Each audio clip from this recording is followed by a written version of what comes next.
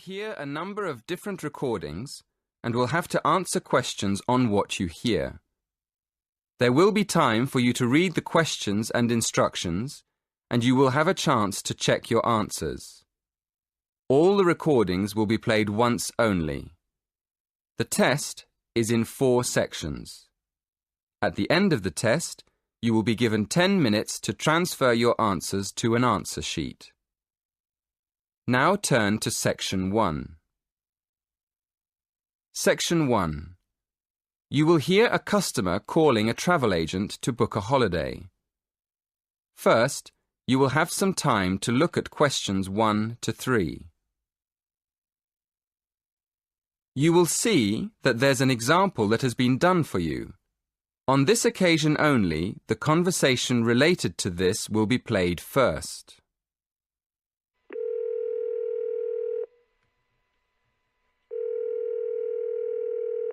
Hello, Travelwide, can I help you? Oh yes, good morning. I'm looking for a hotel for a long weekend.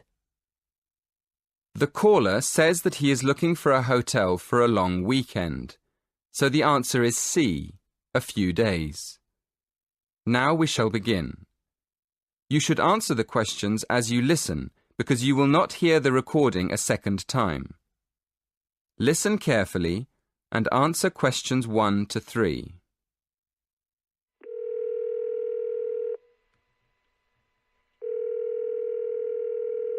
Hello, Travelwide, can I help you? Oh yes, good morning. I'm looking for a hotel for a long weekend. Okay, first of all, where would you like to stay? I mean, are you looking for a peaceful weekend in the country, a busy city break, or a relaxing time at the beach? Well, I certainly want a quiet weekend. I work very hard, so I'd like to relax for a few days. Right, so it would be country or beach. Which would you prefer?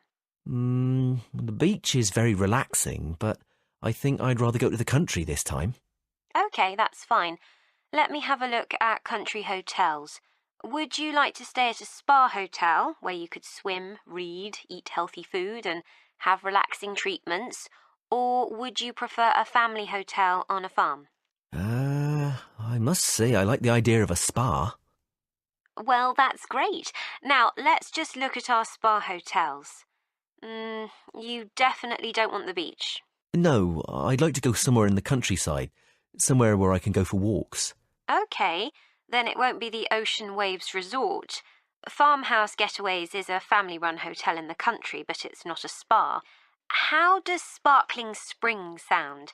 It's a luxury spa hotel in the countryside with an indoor heated pool and views over the fields and woods nearby.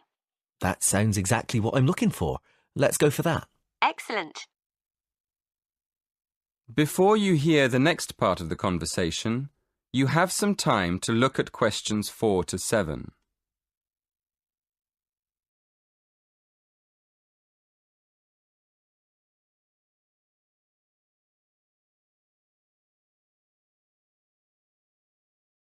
Now listen and answer questions 4 to 7. Now, if I can take some details, I can make the booking for you. Could I have your full name, please? Yep. My name's William French. William French. And your address? Number 4, The Willows, Stanmarch, Norfolk, NE1 4SP. The Willows. Sorry, how do you spell that? WILLOWS. The Willows. Thank you. And can I have a contact number for you? Yes, my mobile's probably the best one. It's 07632 112254. 07632 112250. No, it's 07632 112254. Sorry, 54. And when would you like to go? On the weekend of the 15th of June. Fine. Checking in on the 15th of June. And when would you like to check out? I'd like to stay until the night of Monday the 18th of June, so I'd be leaving on Tuesday the 19th. Right. Check out on Tuesday the 19th of June. And how will you be paying? By credit card. How much will it be? Let me see. 4 nights at £90 per night is £360. Is that okay? It includes breakfast and dinner and a treatment a day.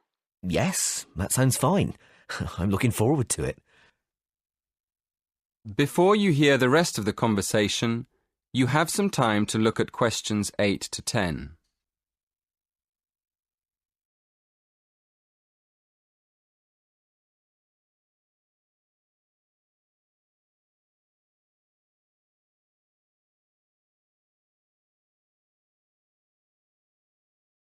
Now listen and answer questions 8 to 10. Would you like me to tell you how to get to the hotel once you're in the village? It's a bit difficult to find.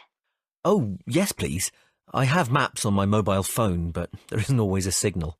OK, well, coming into the village from the motorway, which is in the east, the first building you see on your right is the church. It's right opposite the garden centre. OK, the church is on my right and the garden centre on my left. Yes. Just after that, you'll come to the railway crossing, and then you'll see the river on your left. After that on the right, you'll see the school. It's just before the bridge, over the river. So the school's before the bridge? Yes, that's right. Now, just after the bridge, you'll see a turning on your left. Take that and follow the road through the fields. On your left, between the road and the river, you'll see a lot of vegetable gardens. Just keep going down the road to the end. It leads straight into the car park at the spa. You can't miss it. It's at the end of the road. Thank you very much for your help. My pleasure. I hope you have a lovely weekend. That is the end of section 1. You now have half a minute to check your answers.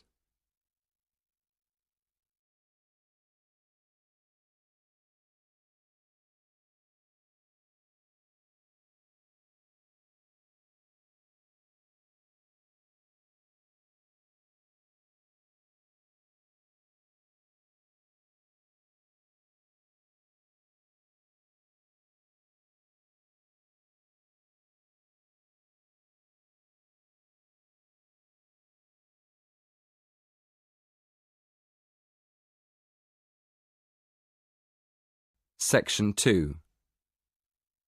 You will hear a talk by a tour guide. First, you will have some time to look at questions 11 to 13. Now listen carefully and answer questions 11 to 13. Good morning. Welcome to the Science Museum. There's so much to do here. You could spend all day going from one exhibition to another. But if your time is limited, I'd suggest choosing maybe just one main exhibition. At the moment, I suggest that you don't miss our new exhibition of everyday inventions. It's amazing to see how objects we use in our daily lives, like paper clips, tea bags and light bulbs, were invented in the first place, and how they've developed over the years into such an essential part of our lives that we hardly ever notice them. You shouldn't miss it. The other thing I'd suggest if you don't have much time is a guided tour of the free exhibitions. These tours usually start on the hour, at 1 o'clock, 2 o'clock and so on. They're quite short, only half an hour, so you could do a couple of tours in an afternoon if you wanted to. If you'd like to go on a tour, you should go to the entrance of the exhibition on the ground floor and wait for the guide there. Before you hear the next part of the talk, you have some time to look at questions 14 to 17.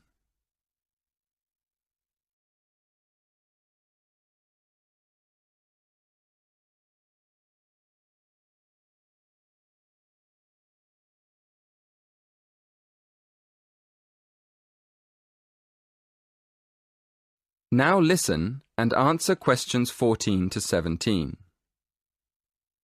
Just to give you an idea of the range of exhibitions we have here at the museum, I'm going to tell you about the exhibitions and activities we have for visitors of different ages. First of all, for the little ones, we have a fascinating area called Shapes and Patterns, where they can play with objects and images and see how they form different patterns. It's really colourful and exciting. Kids love it. Then, At the other end of the scale, we have more complex exhibitions that appeal more to our older visitors. There's one about the history of aviation, how planes developed over the years. Older visitors may even be able to remember some of the earlier planes on display. Another exhibition that adults might particularly enjoy is the energy exhibition. It shows the historical development of different forms of energy in Britain and how it has powered industry over the centuries. And of course, we mustn't forget the teenagers. There are lots of exhibitions to interest them, but my favourite one is the one where visitors can find out more about how physics works. It's a fun exhibition with plenty of hands-on activities that explore how light and heat and chemicals work. I still go there myself now and then. It's brilliant. Before you hear the rest of the talk, you have some time to look at questions 18 to 20.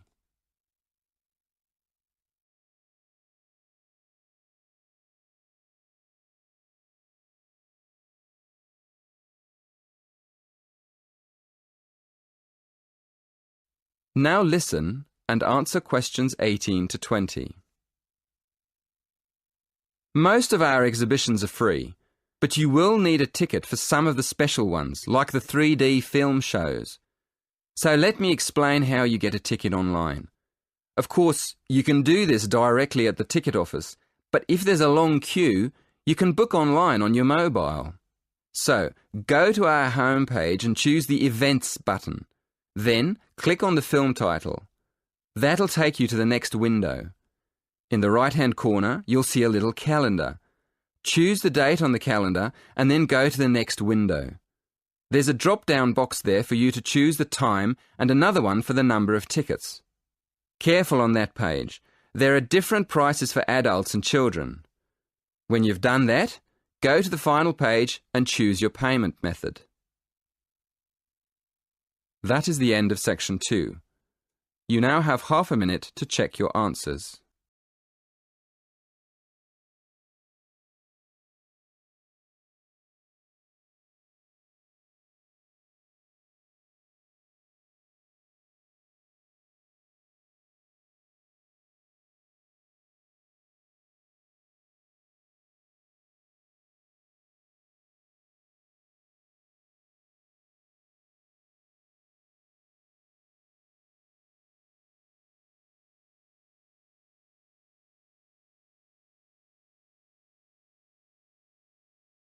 Section 3.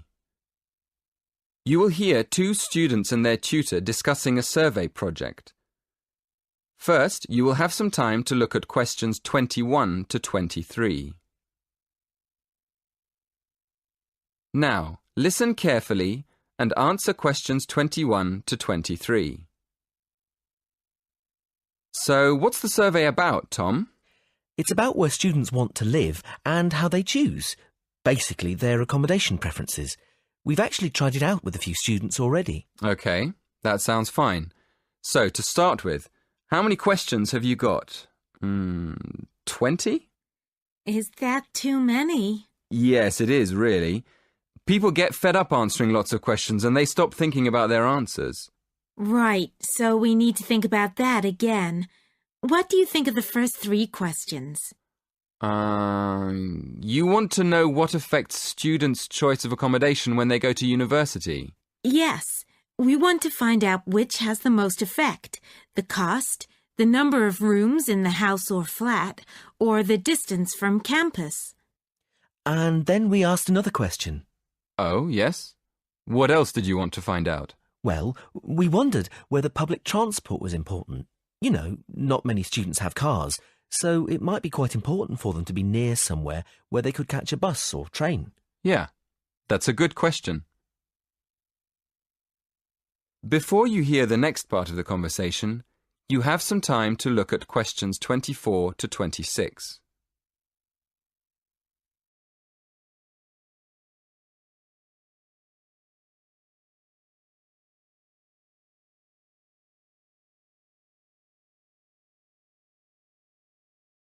Now listen and answer questions 24 to 26.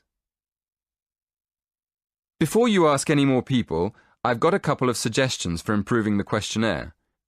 First of all, I think you need to ask fewer questions. As I said, 20 is really too many. I'd cut it down to 10 if I were you. Okay, 10 questions only. And is there anything else you think we should do? Well, yes. Some of the questions are actually quite complicated. I think you should make them clearer. I think they should be easier to understand. And what do you think about asking more questions about cost? No, I don't think you need any more about cost. But you could ask a couple more questions about the reasons for students' decisions. So we should ask some more questions with why. Yes, I think you'd get quite a lot more information if you did that. Thank you. Before you hear the rest of the conversation, you have some time to look at questions 27 to 30.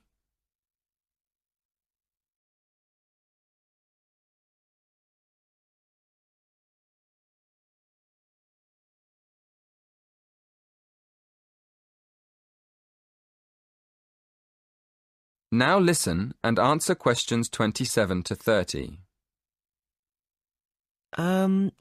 We've already got some results from our first questionnaire. Do you think we could use them? I don't see why not. What have you found out so far? Well, the number of rooms was only important for 16% of the people we asked. It looks like a lot of students are quite happy to share a room, and even fewer people were concerned about being near a bus stop, only 10% in fact. I'm surprised about that. But what about the distance from the university? Well, that was quite important. Around 20% of the students we asked wanted to be close to campus. That makes sense. And what about the cost? Yeah, as we expected, the cost was by far the most important factor. More than half the students were concerned with the cost, 54% to be exact. Only 54%? I thought it would be closer to 80%. That is the end of section 3. You now have half a minute to check your answers.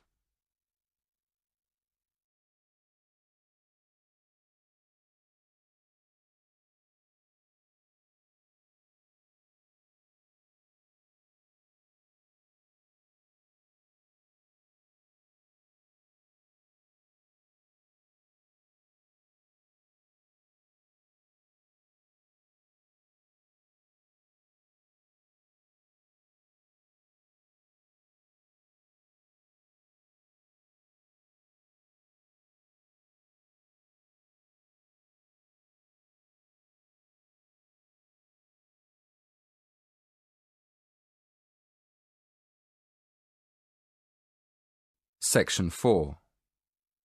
You will hear a lecture on bird migration. First, you will have some time to look at questions 31 to 34. Now listen carefully and answer questions 31 to 34. My lecture this evening will focus on the migration of birds. That is, how birds fly in big groups from different parts of the world at certain times of the year. In the first part of the lecture, I'll talk about the reasons why birds migrate, when they migrate, and which parts of the world they migrate from and to. To start with, why do birds migrate? Well, there are two main reasons. 1, they migrate to look for food, and 2, they travel to parts of the world that are more suitable for breeding. In fact, these reasons are closely linked. As you can imagine, when birds are breeding, they need extra food to feed their young. And in the spring, in the cooler climates of Europe, there is a lot of food for birds, especially insects. So, generally, during the spring, birds fly up from the tropics, which are hot, to cooler climates in the north. They stay there for a few months to bring up their young. And then, when the weather in the north gets cold in the winter, they fly back to warmer climates in the south. Before you hear the next part of the talk, you have some time to look at questions 35 to 37.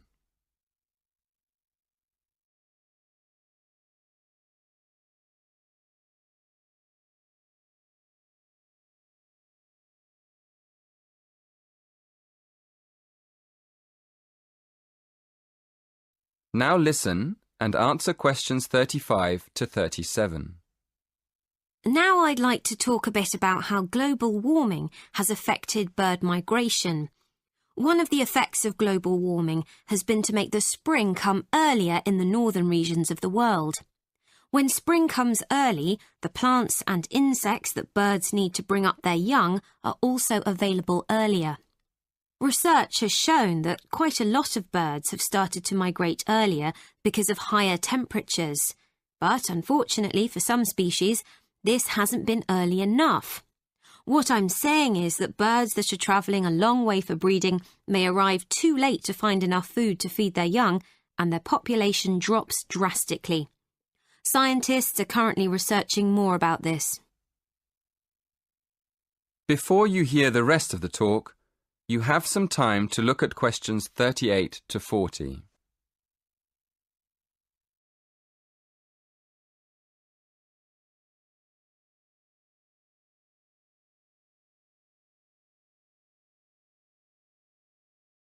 Now listen and answer questions 38 to 40. Now, I thought I'd finish by just briefly describing a few different patterns of migration. Migration varies with the type of bird and the area they come from. For example, one kind of migration is partial migration. This means that some birds in a particular species will migrate and others won't. It usually depends on how the weather affects food supplies, and very often happens in the tropics. In another migratory pattern, a bird called an Arctic tern migrates the whole length of the globe, from the North Pole to the south. The Arctic tern travels between 12 and 15,000 kilometres each way when it migrates in a complete circle around the world. It's quite amazing.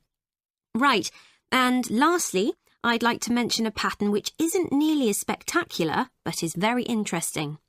And this is the way many birds migrate across North America. In this pattern, the birds fly northwards in the west of the country and then back south again in the east. So, if you imagine it, they're actually migrating in a circular pattern, like the hands of a clock, not in a straight line, as we might think. That is the end of the listening test. You now have some time to check your answers.